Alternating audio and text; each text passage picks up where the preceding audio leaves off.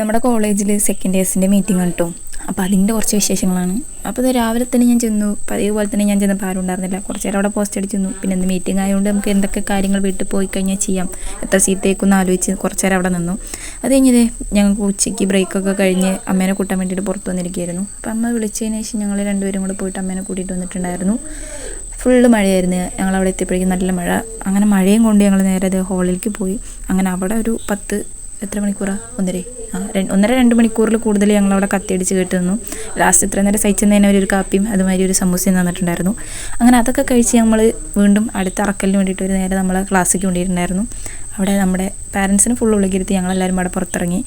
അവിടെയും കുറച്ച് നേരം ഇരുന്നതിന് ശേഷം ഞങ്ങൾക്ക് പുറത്തുനിന്ന് ഒളിഞ്ഞു കിട്ടൊന്നും കേൾക്കുന്നുണ്ടായിരുന്നില്ല. സോ ഞങ്ങൾ ഉള്ളിൽ വന്നിരുന്ന് കുറച്ച് നേരം അവിടെ പറയുന്നതൊക്കെ ഒളിഞ്ഞു കേട്ടതിന് ശേഷം നേരെ നിന്ന് കേട്ടതിന് ശേഷം ഞങ്ങൾ വേഗം അമ്മേനെയും കൂട്ടിയിട്ട് കിട്ടിയ ഗ്യാപ്പിൽ ഞങ്ങൾ ഇറങ്ങി പോന്നിട്ടുണ്ടായിരുന്നു. വീട്ടിൽ വന്നിട്ട് ഒരു ഡോറിറ്റോസും അതേമാതിരി ചോക്കോബാറും കഴിച്ചു. അപ്പോൾ ഇന്നത്തെ വിശേഷത്തിലുള്ളൂ. ബൈ.